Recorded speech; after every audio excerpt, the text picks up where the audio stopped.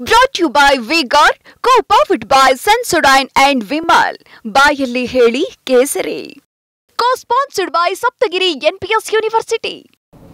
ಹಾಗೇನೆ ಅಪ್ಪರ್ ಭದ್ರಾ ಯೋಜನೆ prime minister ಅಲ್ಲ ಇವರು ಫೈನಾನ್ಸ್ ಮಿನಿಸ್ಟರ್ 2023-24 ಬಜೆಟ್ನಲ್ಲಿ ಘೋಷಣೆ ಮಾಡಿದ್ದಾರೆ. ಅಪ್ಪರ್ ಭದ್ರಾಕ್ಕೆ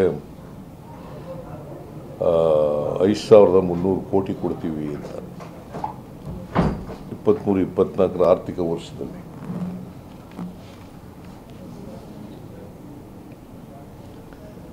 ಆದರೆ 23-24 ಆರ್ಥಿಕ ವರ್ಷ ಮುಗಿದೋಯ್ತು.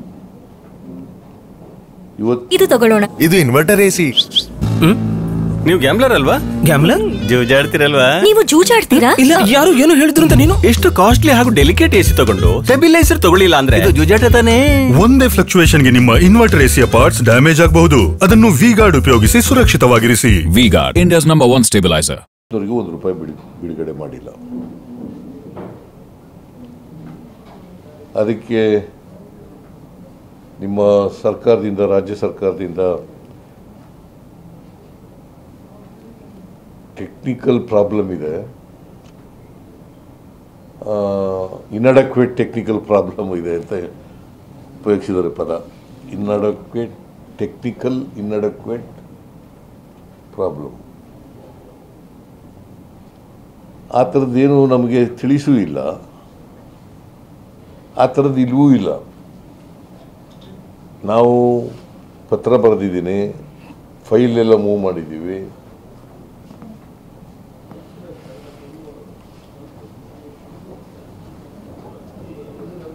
ಆದರೆ ಲಕ್ಕಿಲಿ ನಿರ್ಮಲಾ ಸೀತಾರಾಮನ್ ಅವರು ಅದನ್ನು ಒಪ್ಕೊಂಡಿದ್ದಾರೆ.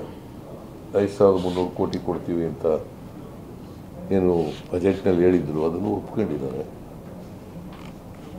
ಅದಷ್ಟೇ ಅಲ್ಲ, ಬಸವರಾಜ ಬೊಮ್ಮಾಯಿ ಅವರು ಚೀಫ್ ಮಿನಿಸ್ಟರ್ ಇರುವಾಗ ಅವರು ಅವ್ರ ಬಜೆಟ್ನಲ್ಲಿ ಹೇಳಿದ್ರು 5,300 ಕೋಟಿ ಕೊಡ್ತೀವಿ.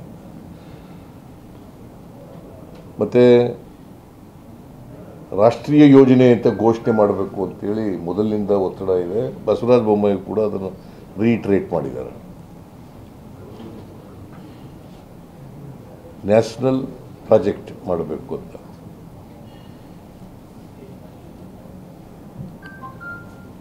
ಸೊ ಲಕ್ಕಿಲಿ ನಿರ್ಮಲಾ ಸೀತಾರಾಮನ್ ಅವರು ಅದನ್ನು ಒಪ್ಕೊಂಡು ಕೊಡ್ತೀವಿ ಅಂತ ಹೇಳಿದ್ದಾರೆ. 5,300 ಕೋಟಿ ಕೇಂದ್ರದಿಂದ ಬರಬೇಕಾಗಿರ್ತಕ್ಕಂಥದ್ದು. ಅದು ಕಳೆದ 23-24 ಬರಲಿಲ್ಲ.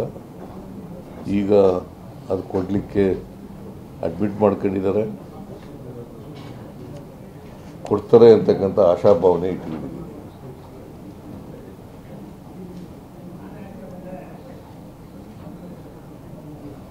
Brought to you by V-Guard, co-powered by Sensodyne and Vimal. ಬಾಯಲ್ಲಿ ಹೇಳಿ ಕೇಸರಿ.